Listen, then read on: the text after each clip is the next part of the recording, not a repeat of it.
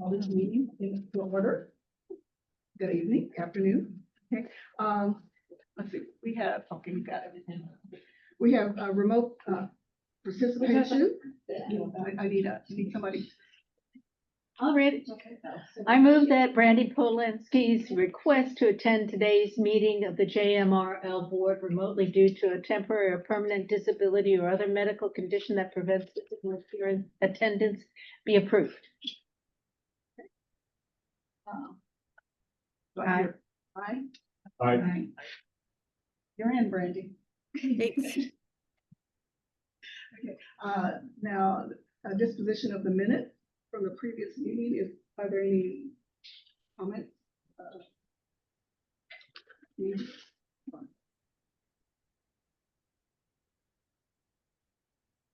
Do I hear a motion?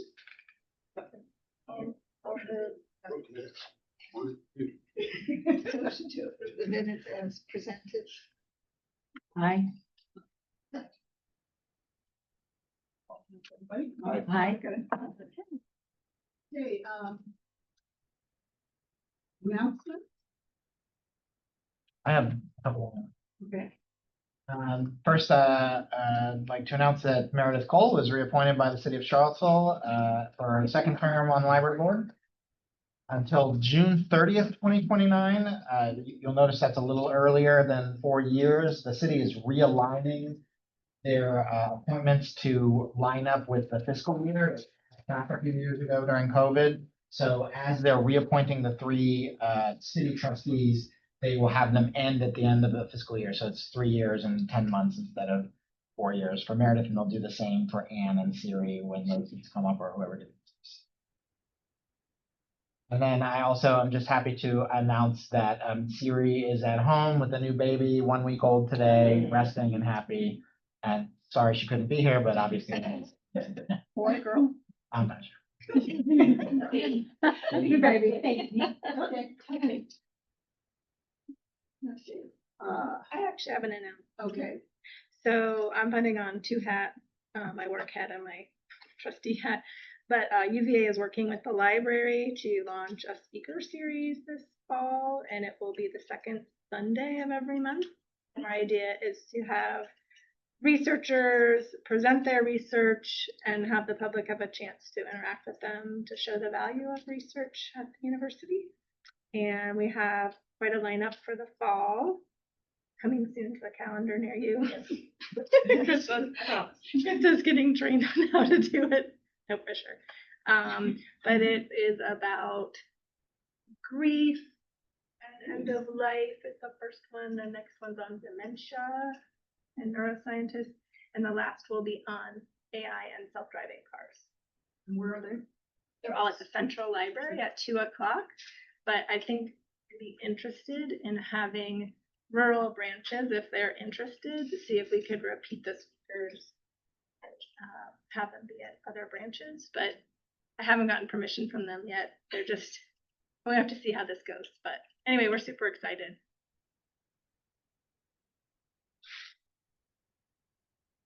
Any other public comments? I don't believe we have anybody non-staff in the chairs today. Anybody online like to make public comment? Please use the Zoom raise hand function now.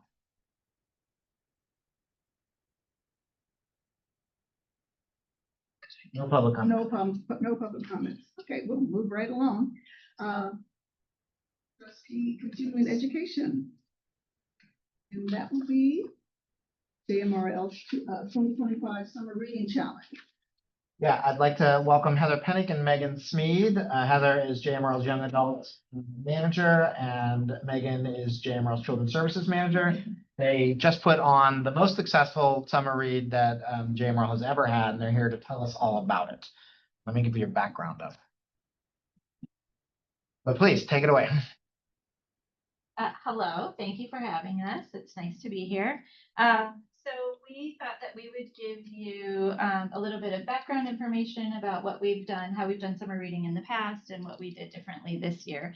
So I titled this 2025 summer reading challenge changes and results, so the why and the how. So last year, Megan and I, when we were doing our stats at the end of the, I think it was, yeah, we noticed that our numbers were really low. And like in particular, I noticed that the young adult numbers were really low for participation in the summer reading. We were like, oh, this really stinks. Like, why, we know, it's enough years past the pandemic that we wanted to see those numbers get bigger, not stay low.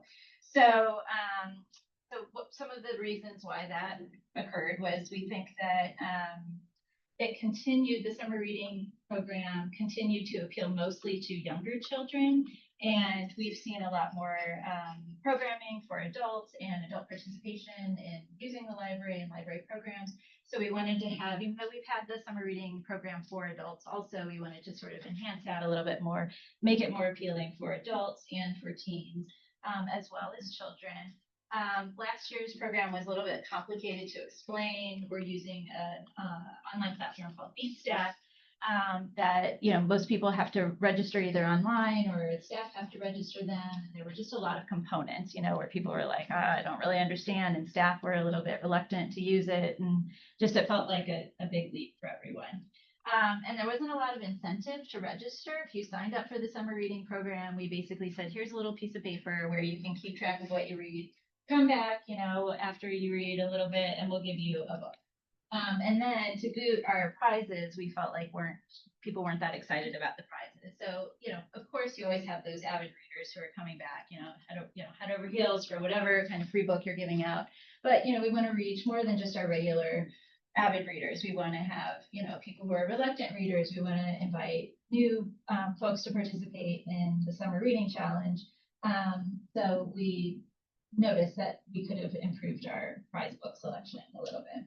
And then finally, staff feedback that we, once we realized that it wasn't very successful last year, we asked for staff feedback. And they told us that getting the word out sooner and more widely and maybe doing more to emphasize the benefits of reading during summer would be helpful in making it a bigger success.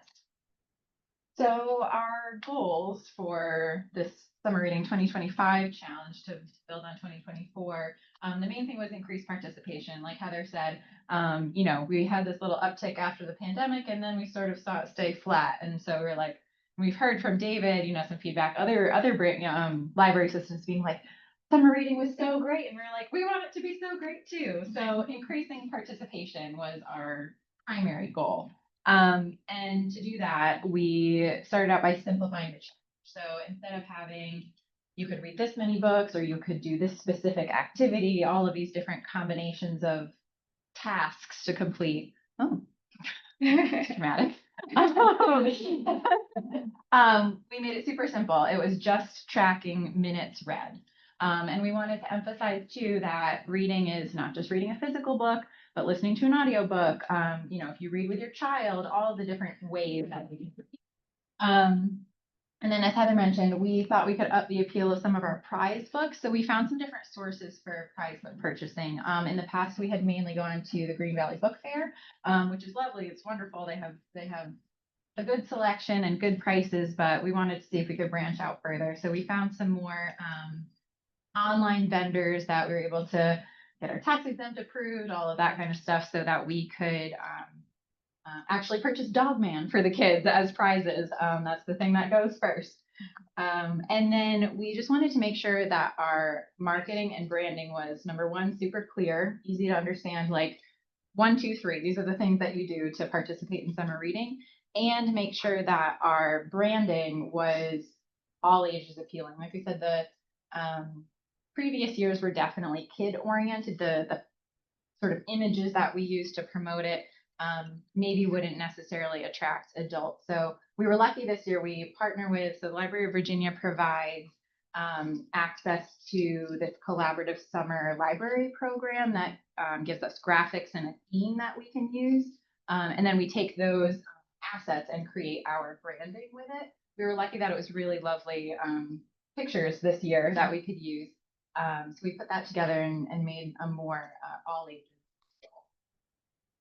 Yeah, and to build on that, typically the summer reading challenge has been for children and their families, and we've had adult participation, but it's mostly the parents or the caregivers of the children who come in. And we really noticed that this year, we had more new adults, which is the category of, say, college age students around 18 to 26 participating without children, and retirees, or after a few years of having it available for adults, they're noticing, or they're realizing, oh, hey, you have something for us too. And so they're participating even if they're without children. So, and yeah, as Megan said, how and what we did, outreach, marketing, promotion. This year in particular for the young adults, I coordinate, well, for the young adult staff at all the branches. And we really pushed going into at least the middle schools and communicating with high schools about the importance of reading over the summer and how fun the summer reading program can be. And really by that, I mean, we would talk about the programs like, hey, come to your library. We have all these fun free programs. You don't want to hang out on your phone all summer. We're going to have snacks at all of these things. And so a lot of the staff who either previously weren't able to get into the schools or just had never done that were able to go and do actual school visits in the middle schools and meet with the 6th, 7th, and 8th graders. And, and we really noticed, I think that made a huge impact, and that happened in all of the jurisdictions. Everyone was able to get out.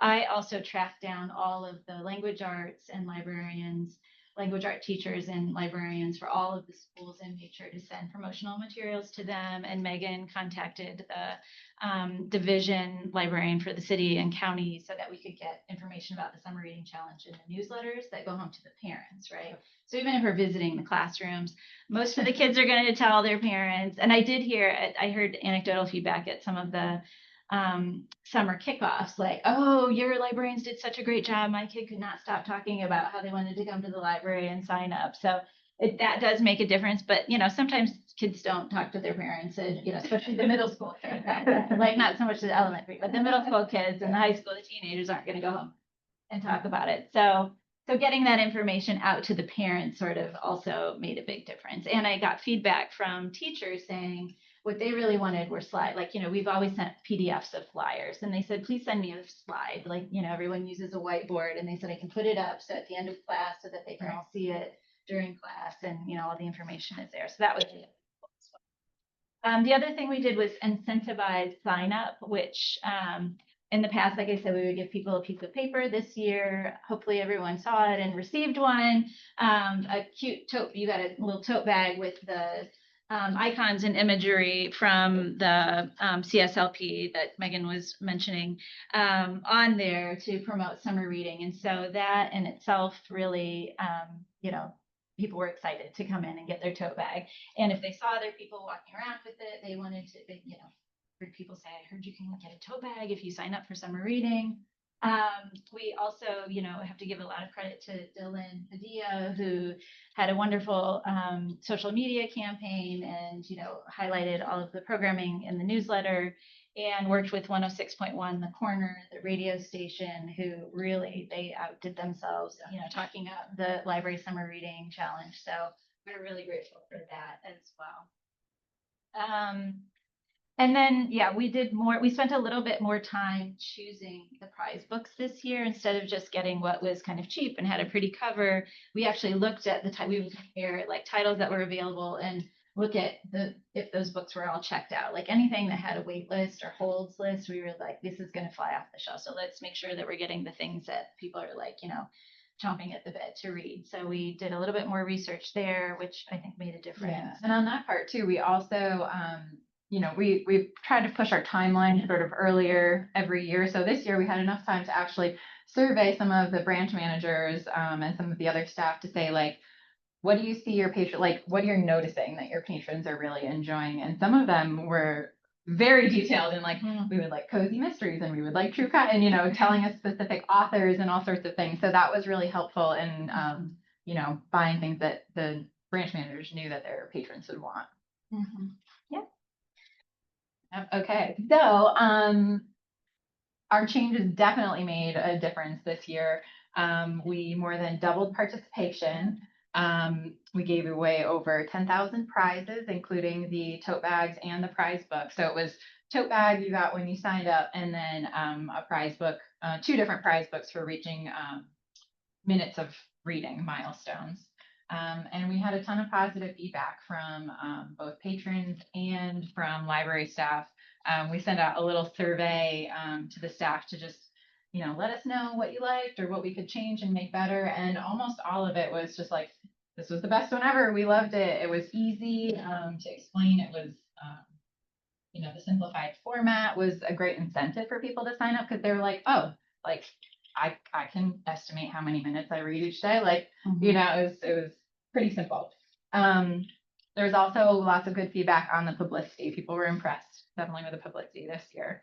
The other thing that Heather mentioned that we haven't talked a lot about was the summer performer series and the featured summer presenters.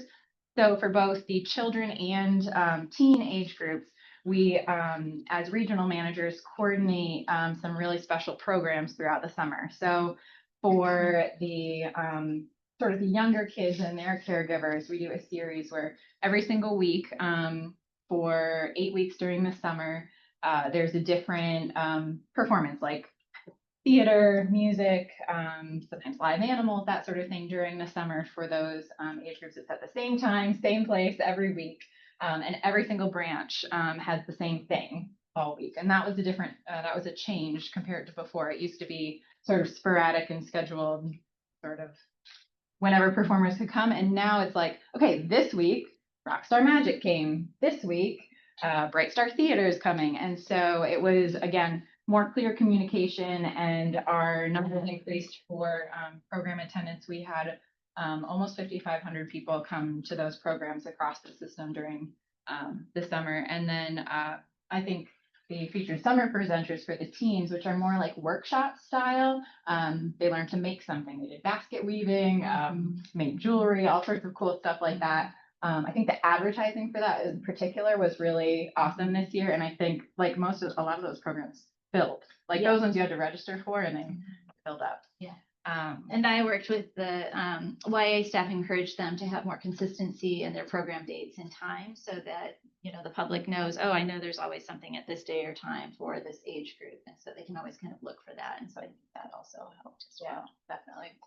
But mostly, the feedback, both the numbers and the feedback are showing us like this definitely worked, and we have a good platform to sort of build on for next year. Yeah. So for next year, we're not expecting to double our numbers again. But we would like to continue to see new faces at the library, new users at the library, and not just, it's wonderful to serve the people who, are our patrons, and we know we can count on to come to all of our things, but we also want to welcome, as many people as we can to the library. So we'll focus on maybe our prize books, like I heard a lot of feedback that different age groups, people didn't like that. Some branches don't do it this way. Some branches have one cart for all of their prizes. And I heard that some adults want teen books and some teens want children's books, or, vice versa. So we're going to work to kind of make that a little bit smoother and more appealing to both branch staff and patrons.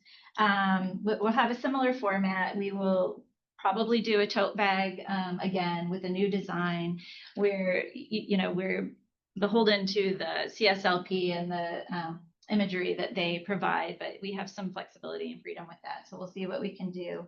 We'll adjust minutes for completion.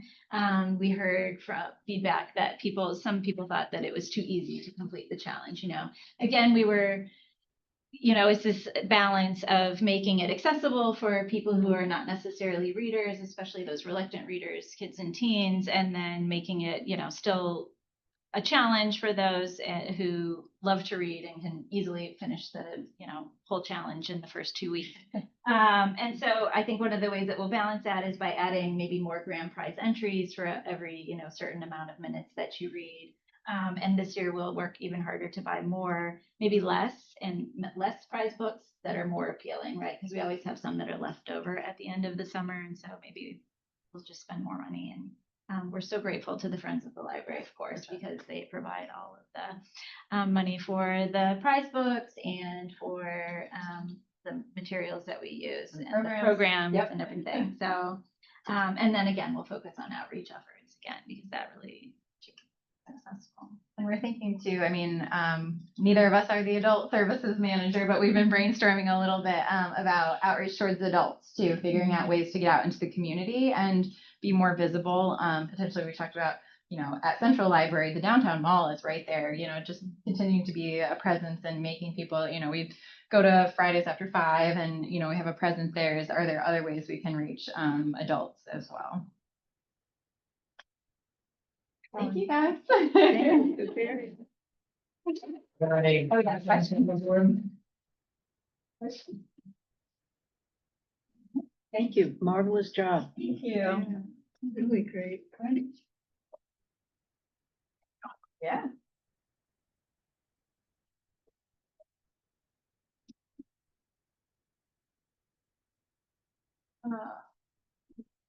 Right along, maybe, request.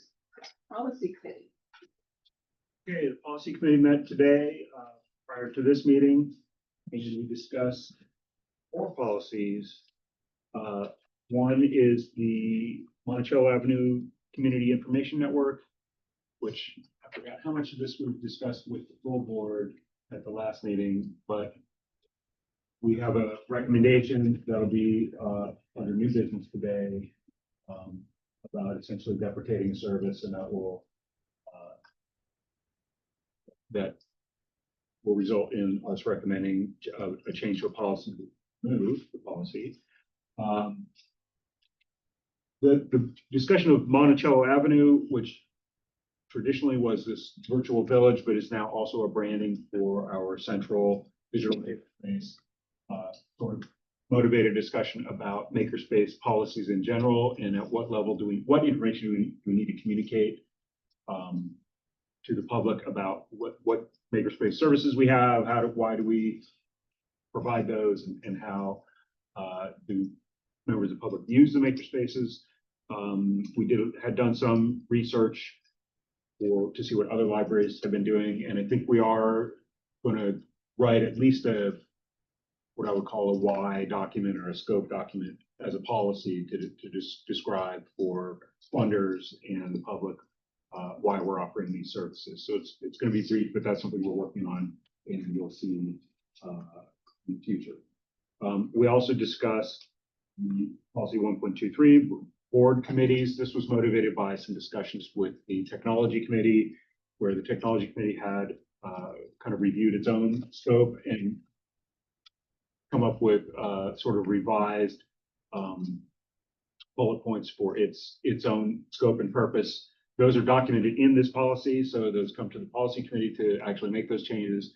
While we have this open, we're also looked at 2 other committees that are discussed in that document, which are the 5-year plan, or I think it might be called strategic planning, and the policy committee itself. And so we will have probably some tweaks, policy committee section of that. So you'll see a kind of consolidated version of that coming down the pike. And then we just popped open for just a quick introduction of our records retention policy, and this was something that's came up for regular tenure review. That's mostly a document to ensure that we're in legal compliance with various state and FOIA and other laws. So that's going to prompt a research phase that David's going to spearhead to make sure that we get proper legal review.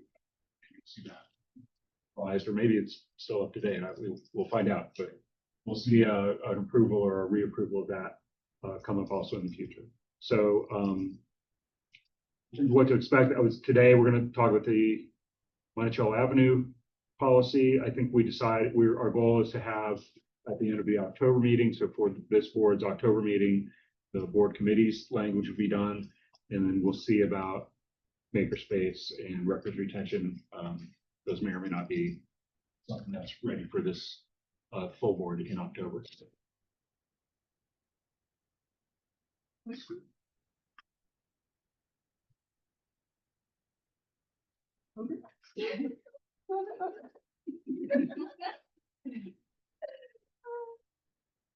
Okay. All business. JMRL overdue fines discussion. Okay, I think this is me driven by me for a little bit here.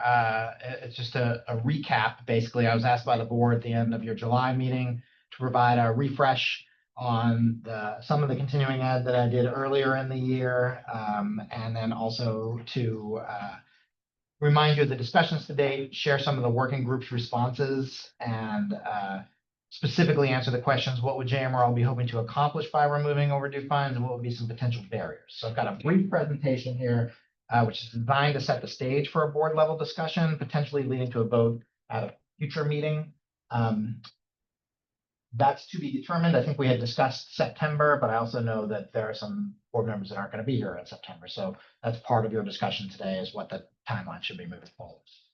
So the first few slides are a recap of the kind of literature review that I presented in March of this year. I'm sorry, in February. So state, local, national data on overdue fines in public libraries, but just basically starting with the American Library Association's guidance on overdue fines. In 2019, they adopted a resolution on monetary library fines as a form of social iniquity.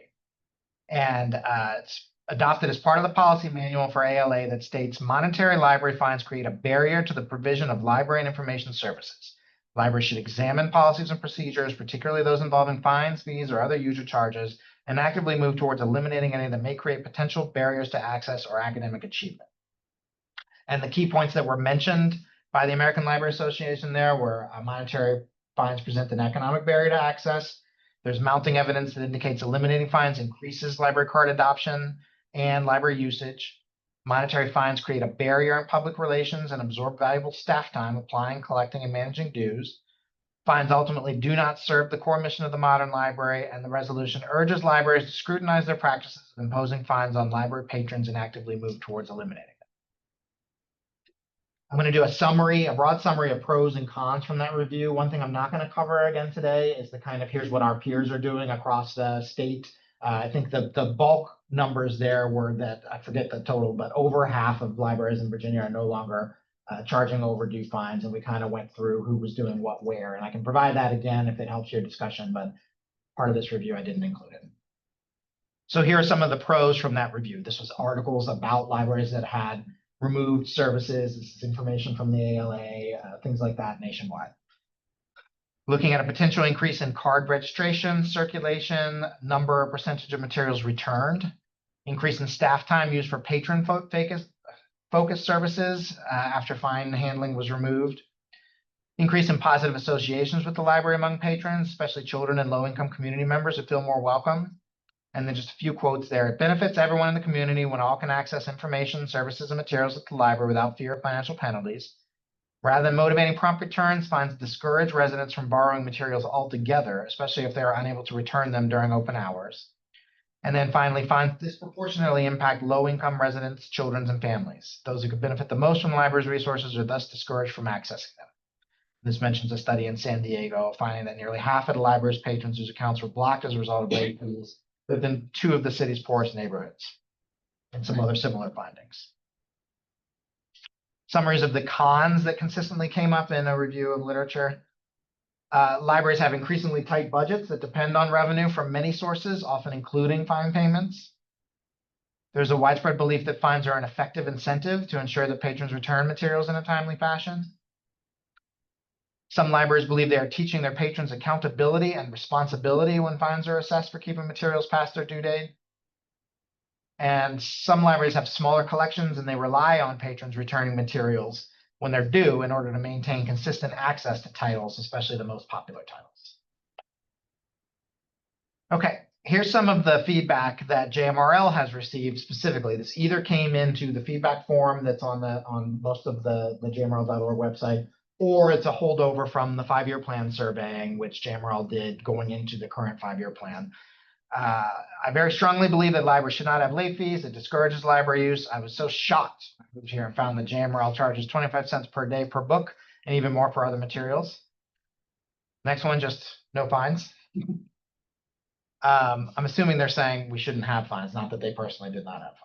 It's bad policy that JMRL still charges library fines for late return of books with no grace period whatsoever, and with fines assessed without backdating return of books to book drops, so that patrons are fined for returning books on the weekend when the library is closed, or at the end of library hours on the previous day. I will interject there that that is not correct, that JMRL does consistently backdate all materials if they're returned after hours. And if this patron had a problem, it was an individual problem that day with that branch.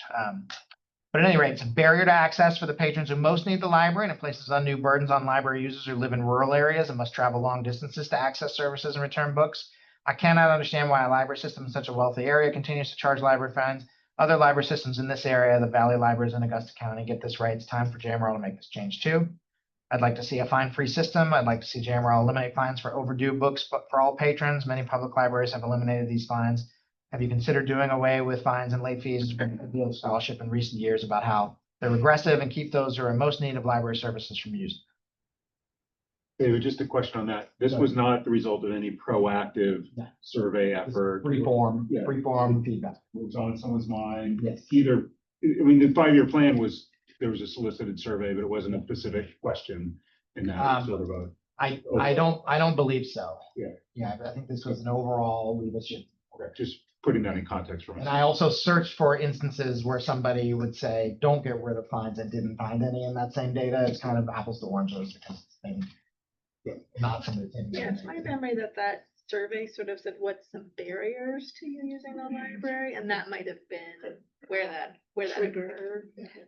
I could find specifically, and not all those were from the 5-year plan. Some of them were just send us your feedback.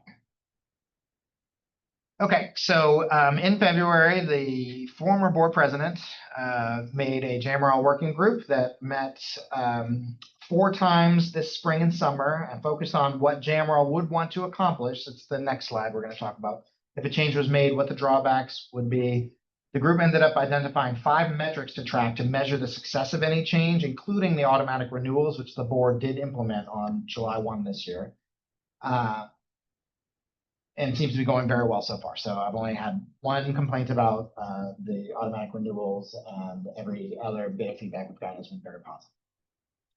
So the 5 things that the working group determined as being the kind of most important factors for JMRL to consider and the data to look back at later to see whether or not we achieved our goals in making a change were on-time check-ins and returns. So how often are things being returned in a timely fashion? Each of these has a link to a spreadsheet here that Kayla kept up for us forever, but I'll be doing moving forward.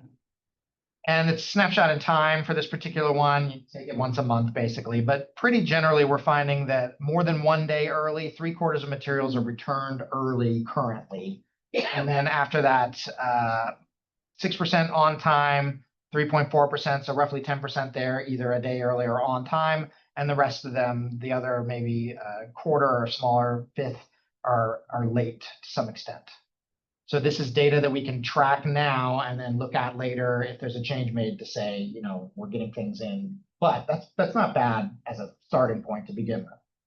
Hold wait times. So how long are people generally waiting to get materials? And we would look at just a whole number for the whole system. So not looking at individual, you know, high volume materials, but just looking at every hold, how long it would take for people to get that filled.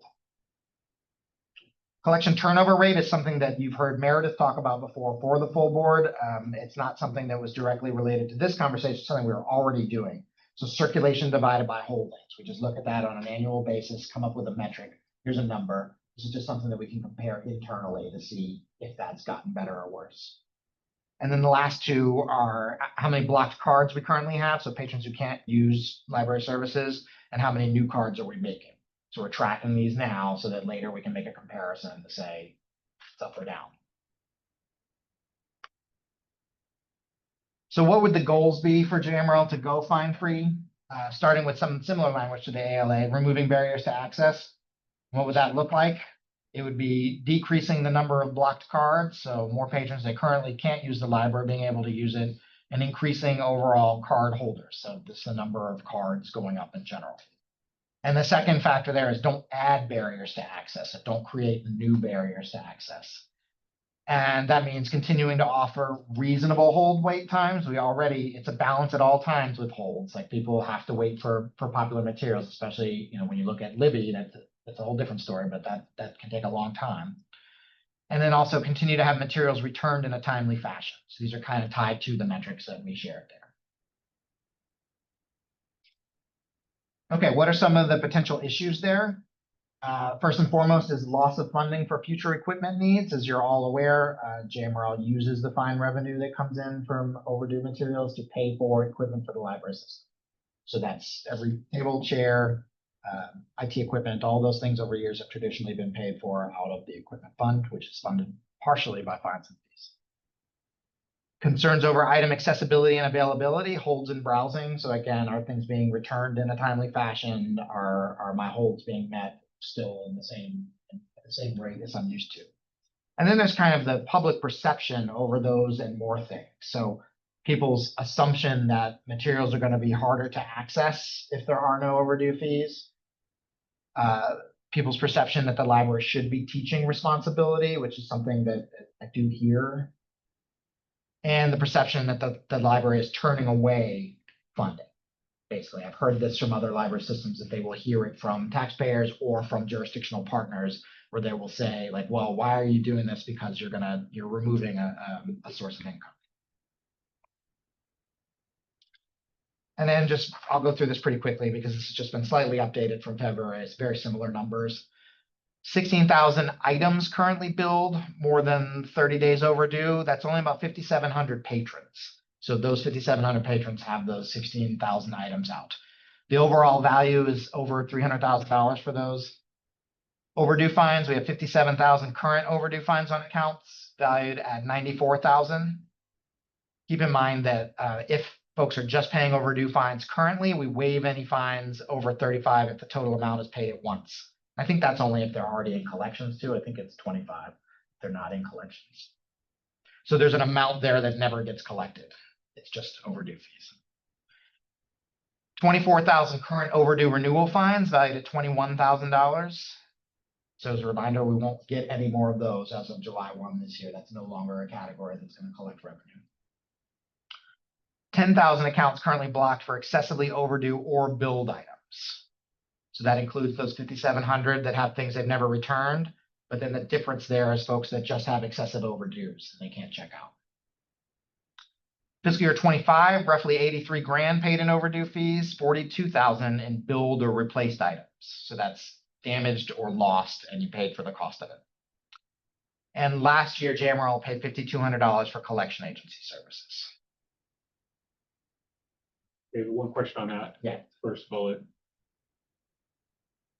Of the 300,000, based on sort of historical trends, how much of that would you end up just writing off that it never comes again? A large portion of that. Yeah. I don't have that number off the top of my head, but I just know from having done Brittany's job that there's an annual purge where it's like accounts this many years old. Right. So just that value, I'll make up a number, maybe it's 100K would actually come in eventually, and 200K you end up Yeah, writing. I think more, so you look at the second to last, roughly $83,000 in overdue fines. And I'll show you here like the actuals of how much money has come in. So right, that if you look at this chart,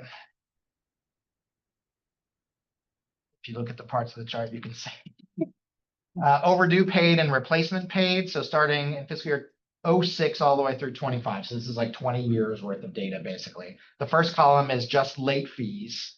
So you can see that blue line in the chart, you know, peaking in fiscal year 11 and then being steadily in decline ever since then, with a huge dip during COVID when there were no overdue fines being assessed.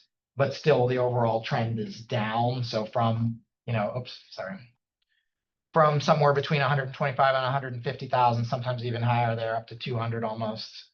It is down in the range of, in the last 5 years, 86,000, 91, 83, 78. And some of that, I imagine you would probably explain by the replacement of physical media with. Yeah, that's digital part of media. that's part of the equation. That's part of the equation that I've mentioned before, is that regardless of what the board decides to do overdue fines, there is revenue that has been coming in historically here that is never coming back, as we see more digital checkouts that don't have a cost associated. So I also put in the red, there's a second column, and you can see that the replacements paid is pretty steady across 20 years. Like that's the value of things that are lost and damaged, and somebody had to pay costs for to get their card reactivated. And that's not going away. You still have to. That's not part of what the board has discussed. I know it's been mentioned before, but the working group was focused on overdue fines specifically, not Not damage. replacements, right? So it's, just to make sure my rough math is right, is it fair to say that the amount that we're talking about is less than 1% of the overall budget? That's what I have, Jerry. It's $100,000 roughly, somewhere in that realm. And we have a budget this year of, including everything, state aid and all that, $11 million. Less than 1%? Jerry says yes. Okay. So I want to mention the projected fund balances. These are not final until JMRL gets an audit for fiscal year 25. These are the, which who knows when that will be, but these are best guesses at this point. We need the audit to say what the final fund balances are, but as you all know, Jerry is remarkably talented, so it would come as a big surprise to me if they were significantly different than what our projections are here. So the general fund is effectively JMRL's regional agreement says that the library system can't carry over more than 5% of our operating budget. If we have more than 5% of it in a general fund, then that needs to be given back to the jurisdictional partners. So that's somewhere close to a 5% total of the operational budget. And that's how much is in there currently, we think, at the end of the fiscal year. So 460 grand. Then there's the equipment fund, which the regional agreement allows the library to collect revenue and to put in and to use it to spend on materials. That's $357,000. So the total unassigned, well, I shouldn't say that. The total projected fund balances right now are $800,000. Keep in mind the equipment fund, there are expenses that the board voted off on for this year, somewhere over $200,000 that we would expect to spend throughout this year. Okay? But pretty healthy balances right now. So not to get too much into implementation, but the board has asked me a few times, well, what would be the plan for paying for equipment if there was no fine revenue coming in? So here is the plan that Jerry and I have been working on. It does not request additional funds from jurisdictional partners. At this point, what we were looking at is a 3-year roll-in, where the first year we would take 50% from JMRL's fund balance, so somewhere around $50,000. The board would allocate from the fund balance into equipment. 25% from the Friends Endowment, so that would be asking the Friends of the Library to help support some equipment moving forward. In the last few years, they have done so on kind of a project basis. If we needed this year, for example, there were 3D printers for Maker Lab things. Like those are also could be considered equipment requests. So we would ask them to take on more of a burden there, which would be about $25,000. And then $25,000 from state aid. So if you recall, state aid this year, we are allocating some of it for other operational costs, for salary, basically. It would be no longer using it for salary moving forward, but taking $25,000 for equipment. We already use some state aid for equipment, but it's specifically for book processing equipment. It's for like the stickers and barcodes that you see. I shouldn't say just books and materials. So year 2, we would split those 3 ways. So $33,000 from JMRL's fund balance, $33,000 from the Friends, and $33,000 from state aid. And then year 3, it would be split. So no more using the library's fund balance. It would be asking the Friends to support some and then using state aid for the rest. We are looking at one other potential source of funds there. We do get interest every year from the city of Charlottesville. All JMRL's funds are at the city, basically, and it accrues interest on a regular basis. Historically, it's not been entirely reliable. We can't really guess how much funding we're going to get there, and it has bounced up and down over the last 10 years. But it is some source of revenue there that we could also look at, and the board could say we're going to designate that to use for equipment. Okay. And so that is a strategy for funding this that avoids cutting anything and avoids going to the funding partners and asking for more money. For 3 years at least, yes. Can we slip back one? So I wouldn't phrase it exactly the way of not cutting anything, because I was also thinking through maybe in a similar way. So the state aid, so we're trying to replace, I'm gonna round off some numbers, 300K, basically. I think the number we're looking for is 100K a year. Oh, 100K, okay. 300K over 3 years. Okay, so 100K a year, okay. If it's coming 50% from state aid, right now, state aid is about $1 million. So we would be taking 50K on, and I don't know what's gonna happen after year 3 yet, but that 50K right now is, the majority of state aid is used for materials, although we have this little side note that we were actually using a small amount of it for salaries right now. More than 50K for salary. Yeah, so that part is, it would either come out of that salary redirection and or materials. You would have that much less for materials going forward. In my mind, it would be the board's decision, obviously, but in my mind, it would come away from the portion that we are this year using to supplement salaries. With the assumption that salaries are part of the operational costs of running the library system that our jurisdictional partners are funding. One very minor nit, back when we had your list of cons there about, this teacher's responsibility and accountability and so forth. That's not in the library's mission. Okay, it's not in our it's, we are an educational resource, yes, but it's not up to us to be teaching that kind of stuff. Yeah, I don't think that's in our mission and values anywhere. I brought it up as one of the things that I have heard and we will hear, this board will hear from people. I've heard it from folks as well when I talk about it. I mentioned that it's not something that, the library is charged with doing, probably not something. But there still is a consequence if you, Right, exactly. if you consistently don't bring books back, right? Your You card won't be gets- able to check out future So materials. there, Yeah. there's nothing worse. than Whether that. that teaches anything or not. No, it does. It taught my dog.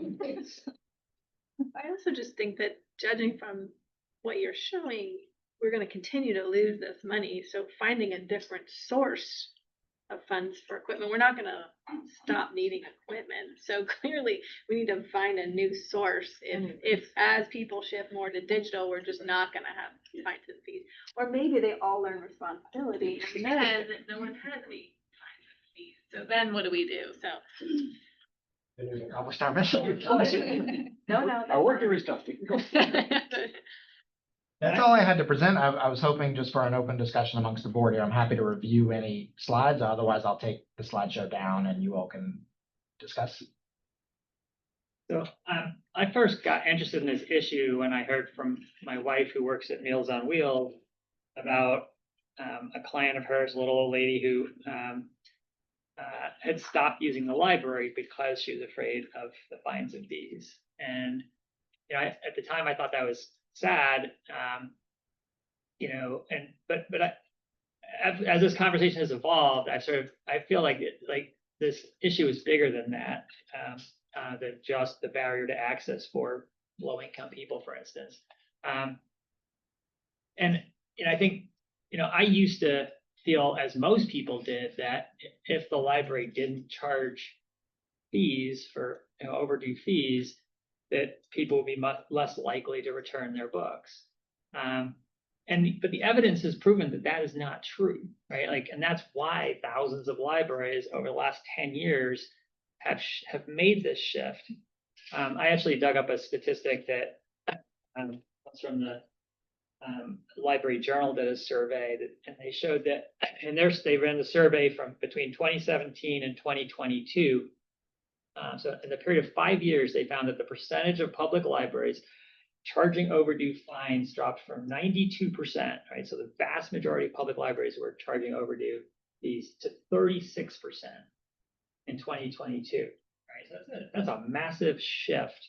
And it's because libraries have found that removing fines it boosts circulation and return rates, simplifies operations, increases access and equity, and builds trust and goodwill, many of the points that you made, David. And so I feel like this decision isn't just about money, right? Whether it's the money we're taking from the little old lady or money from our budgetary sense, but it's also about the kind of community that we want to be, right? Because, do we kind of cling to this outdated, unnecessary, punitive system, It's based on the idea that I can't trust you to return a book unless I'm gonna, this is a threat. Or is it, we want to cultivate a community of mutual trust and respect. And I've thought about my own behavior in terms of returning materials. And if you tell me, if you kind of just wait the weekend and return the book next week, we're going to charge you a couple bucks. I might say, you know what, it's worth it to me. I don't feel like going to the library today. If you get rid of the fees, then my thinking is more like someone's waiting for this book and I'm holding it and I'm going to feel guilty if I don't return it. And so that's where I talk about the mutual trust and respect.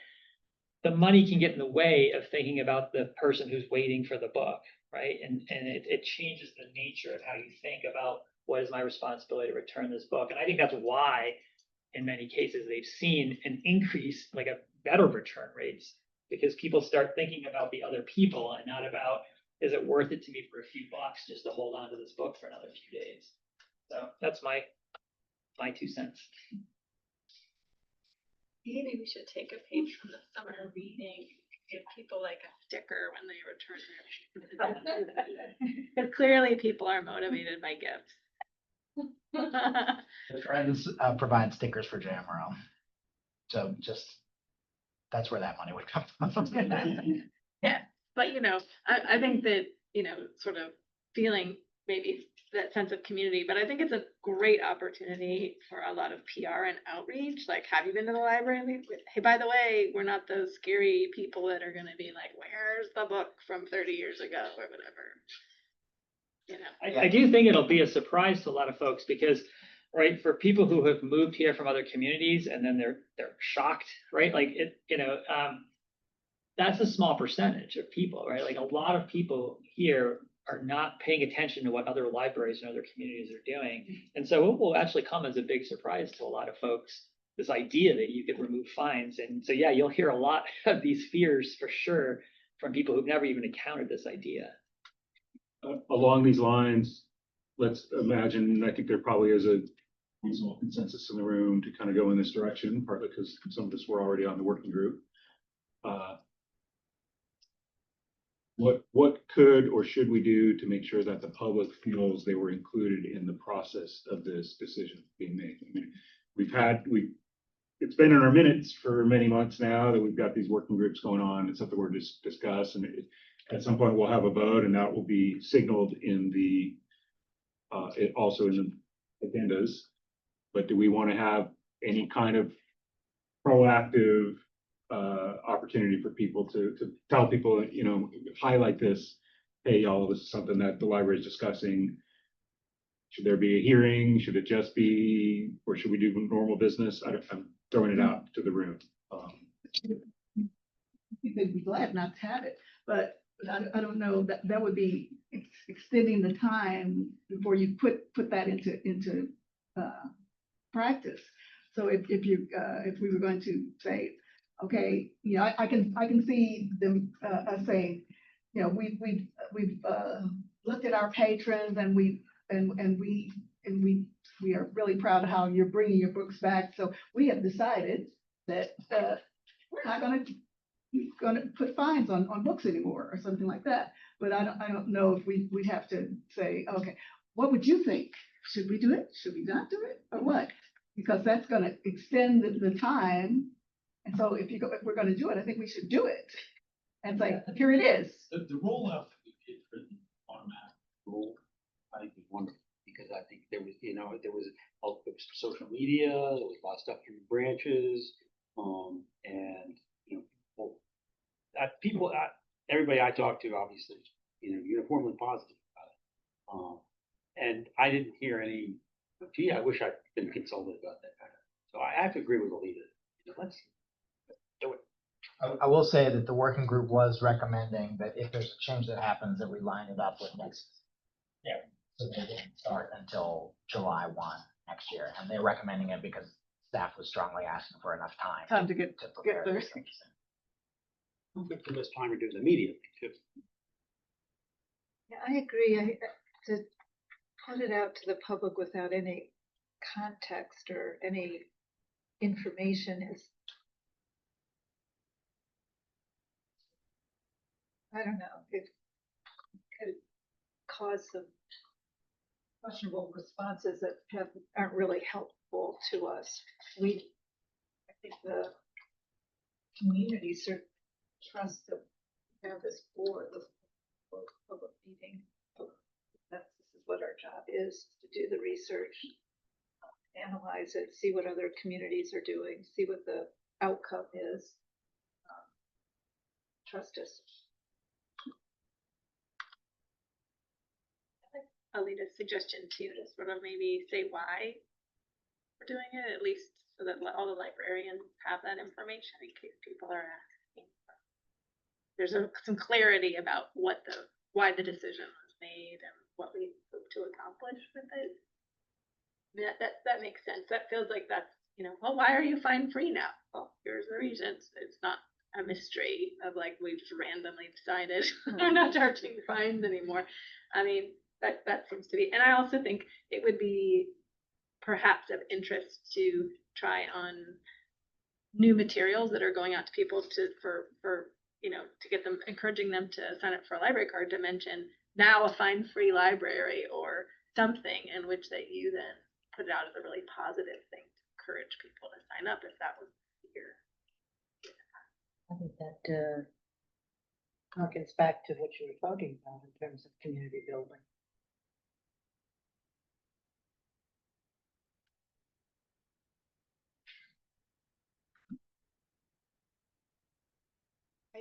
I keep coming back to this, but I do think if we do agree to this, when we do publicize it, that it be clear that there is a line drawn here.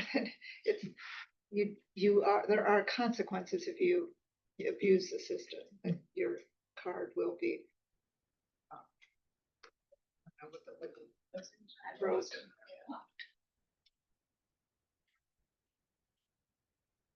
Well, you're borrowing if these books belong to everyone, so you can't just borrow the book and set it on fire and then be like, oh, I'm gonna go get another one and do the same thing. So that's just like, it makes sense. It makes sense.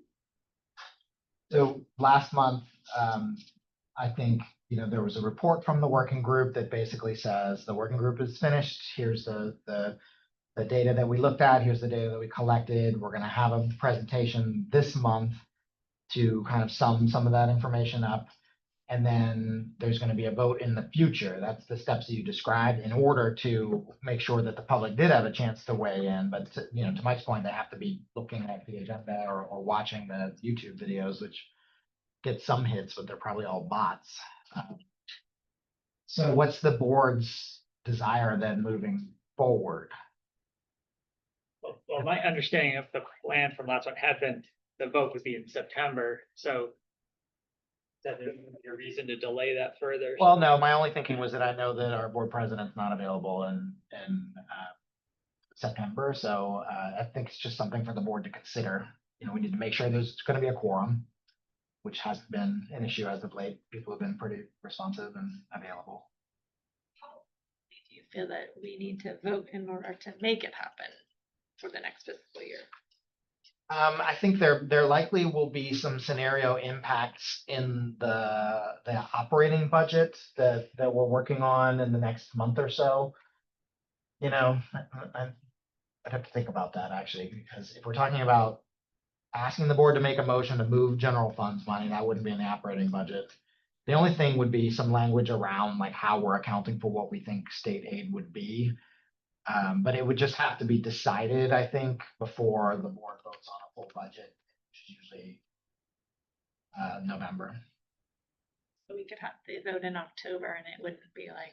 It wouldn't change any timeframes. And I think when you're talking about a PR campaign, I'd be hesitant to do a PR campaign 6 months before the change. I think a month or two, All these things have to have some energy put into them before they go out to the public, just to think about good strategies. But we could vote on it next month if we have a quorum. The board can set a motion. I'm reluctant to delay it further. It has been a long time coming. And the idea with even sort of not voting today was to give folks a chance to let it, to think about it, and to do any further homework that was necessary after today.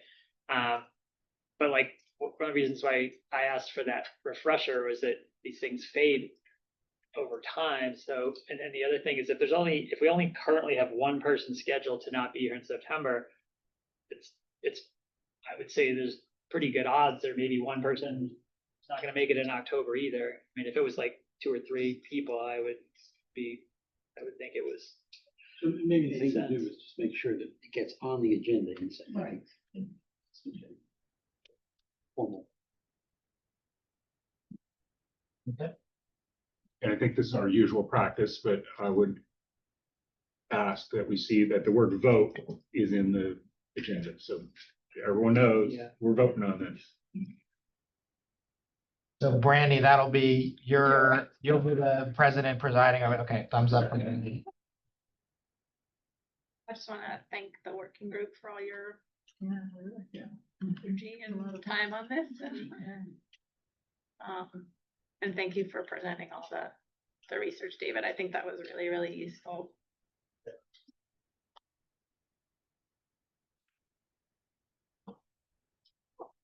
New business. Potential first reading of the removal of JMRL policy 4.61. Okay, as previewed in the policy committee report, the policy committee has reviewed this policy, which describes the service that we've been providing for 20 years. Over 20. Over 20 years. The committee has discussed that there is just sort of a changing environment and the relative need for this service. It's able to be replaced by other offerings in the world. And so we're recommending that we essentially this policy requires staff to offer this service. So the committee is recommending that we remove the policy so that staff is no longer required to offer the service. What David has told us, he's done some research that maybe he'll recap very briefly here about what would be involved in transitioning the current users. There's going to be a transition period where we'll continue to offer it, but also provide some technological coaching and assistance and hand holding, the word we sort of use informally, to transition off. So it wouldn't mean that we're pulling the plug tomorrow. It just means that we're turning this over from a requirement to staff do what you think is best to deprecate or transition away from the service. Questions or comments? So this will be up for vote in September. Oh, that's right. This is ready to vote. Okay. First reading, yes. And in the agenda, make sure we say the word vote. Got it.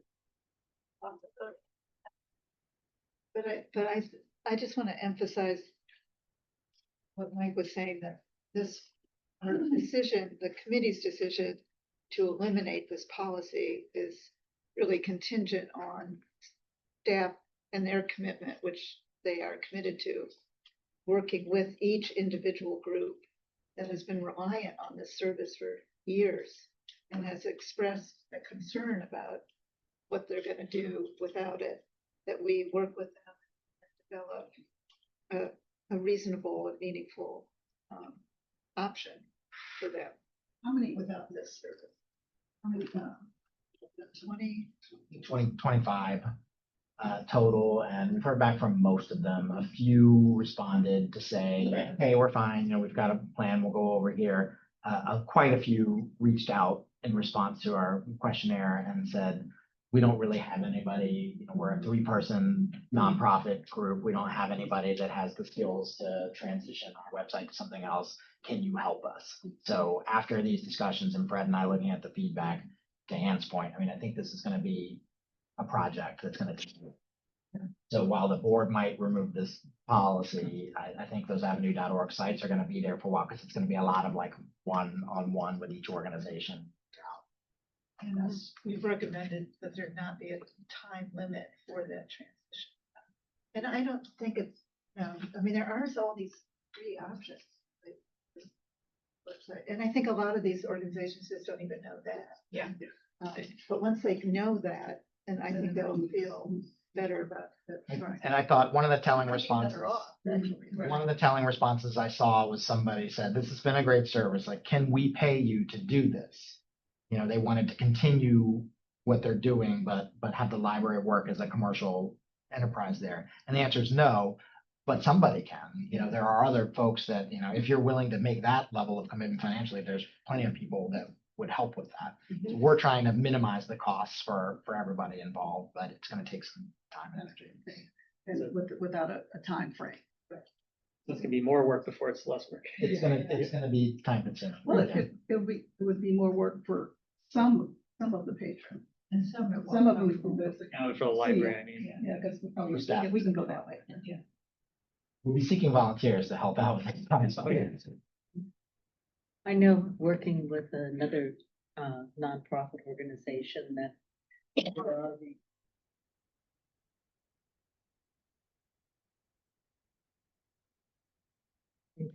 lot out there to assist individuals. Well, I like, somebody brought up, maybe Mike brought up in the policy committee meeting, that the fact that JMRL does offer technical tutorials for individuals and organizations to help them do, you know, to learn about technology, and that over time this becomes an aspect of that. We're helping learn about what it takes to Be self-sufficient. have a website. That's not our job. either. No.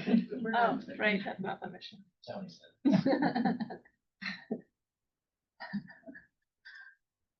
Junior Commission for the Arts Grant. Okay, so as a reminder, the board has to vote to accept any grant funding that JMRL receives. This is, I believe, the second year in a row that Megan has written a grant for the Virginia touring artists from the Virginia Commission for the Arts. It's $600, and the purpose of the Virginia Touring Grant is to increase opportunities for Virginians to experience high-quality performance arts events and promote professional Virginia artists. Presenters seeking support for performances select and book artists from the VCA, that's the Virginia Commission for the Arts, touring artist roster, which features vetted Virginia artists and ensembles. So JMRL has booked the Charlottesville Ballet to perform accessible and vibrant classical children's story ballets at library branches where a small cast of professional dancers lead the audience in movement and storytelling, bringing beloved fairy tales to life through dance and a fun kinesthetic experience. So this is a great opportunity from the state. It's helped to pay for some of the summer programmers that Megan was mentioning earlier, 2 years in a row now. So we're looking for a motion from the board to accept this funding to continue that program. I move that JMRL accept the Virginia Commission, the Arts Touring Artists granted allocation of up to $600 and authorize the expenditure of that funding for the support of library service. All in favor? Aye. I've actually participated, not dancing, but at the Nelson Library. They came and they played with, they demonstrated their skills and read story. It's and my great granddaughter, one of the ones. Success story. Turn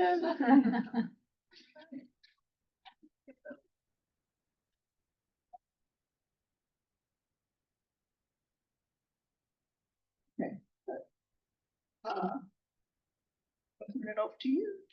Okay, I have a few things to report to the board. The first is just a reminder, if you haven't heard already, first invitation to an event happening at the Central Library on Friday, September 5th. So not this Friday, but next Friday.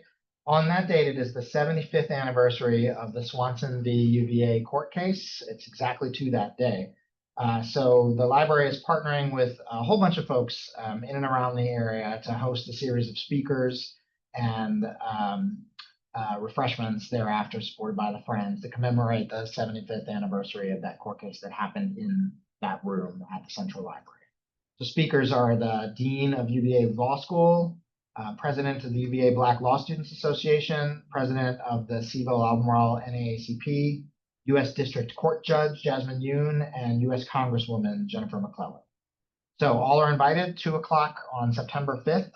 The UVA Law Library is also putting on a walking tour the next day. It's going to start at the Jefferson School, walk up Preston towards the law school, and stop at sites that Gregory Swanson would have stopped in his walk to the law school every day.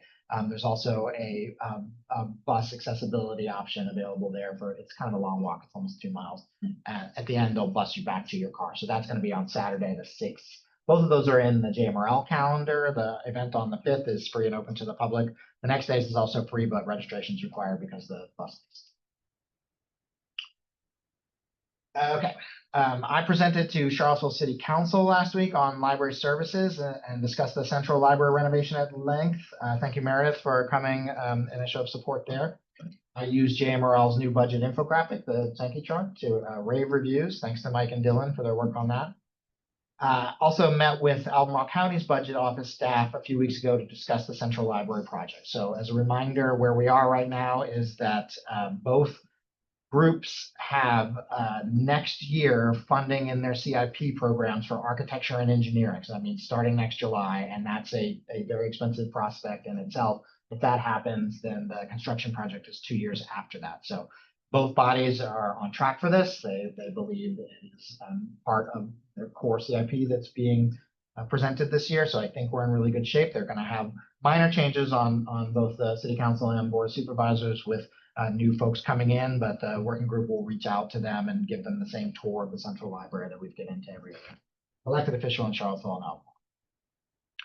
So positive discussions there. The Louisa Library reports that they served over 6,000 meals at the Louisa County Summer Feeding this summer. So working with the school district there, getting summer meals to kids that are in the area. They had 6,000 of them this year. It's just an eye-popping number. I thought the board would be interested. At the light, they just. The library. So the school provides the schools provide the food. They work with the state for that, and they did it all over Louisa County in a bunch of different locations. The library was just one, but over 6,000 bunches went out from the library. Annually, all JMRL branches close on Columbus Day, Indigenous Peoples Day. This year it's October 13th for All Staff Training Day, formerly known as In-Service Day. The Board of Trustees are all invited. So 10/13 this year, it's going to be in Charlottesville at the Hillsdale Conference Center, which is how would you describe it? On Hillsdale Drive. Thank you. So we're working on that by the Food Lion on Hillsdale Drive. It's also the home for the Charlottesville Area Association for Realtors. They rent the space out. So all 120 plus library staff members are there for a day of training. Trustees are invited. Next month, I'll probably share. Here's an agenda of what's being. Megan and Heather mentioned the great coverage that JMRL got with radio station 106.1 The Corner this summer, where several other DJs participated in the summer reading program, really promoted it on their online social media as well.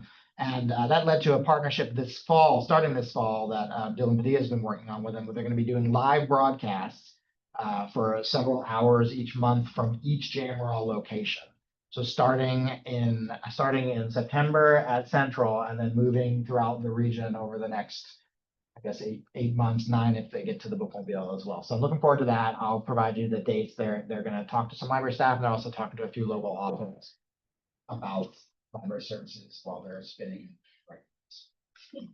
They spin records? No. You're right. And that's all I have to report for today. No more spinning of records.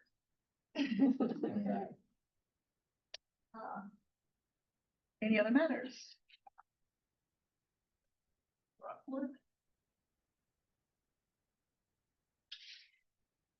Future agenda items. We've got the 2 voting for September. Anything? According to the budget timeline that the board goes by, in September, the board also sets budgetary priorities. So I'll probably come with some, here's the very early priorities for the library board to say, yes, focus on that to help narrow down the decision making between the staff and the personnel committee, staff, and the budget committee over the fall.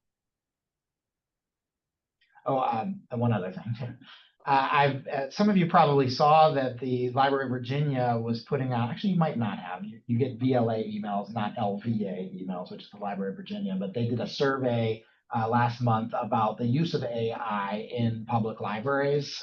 They were interviewing library directors and library staff as well.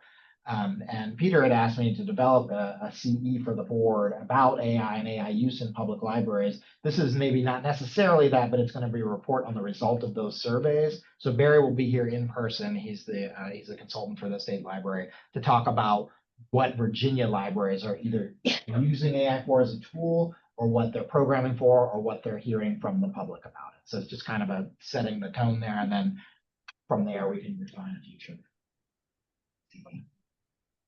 Okay, that's continuing education. Yes. And for those of us who are going to be on vacation, it will be recorded.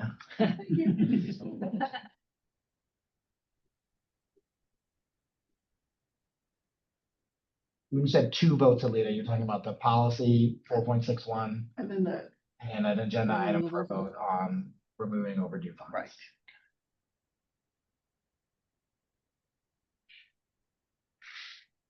And where will be at Northside? Yeah, we're at Northside. I believe so. So Anything else? Next month is September. Yeah, still at Northside. At Northside until November when you'll be in Crozet. So the next few months still at Northside. David, Yeah, Brandy. will personnel have a meeting next month? Or will we do that beginning of October? The staff requests for operations are on September 12th. And then the personnel committee meets to discuss personnel requests. It says early October. Okay, just want to know from the calendar. Actually, end of September. We might have it ready by then. Okay, There'll be nothing ready to report to the board though by September. It wouldn't be till October. sounds good. Thanks.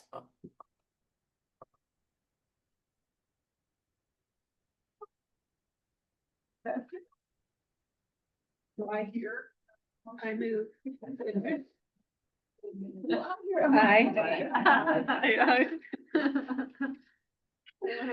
Thanks, Brandy. Thank you. You're welcome. Bye, everyone.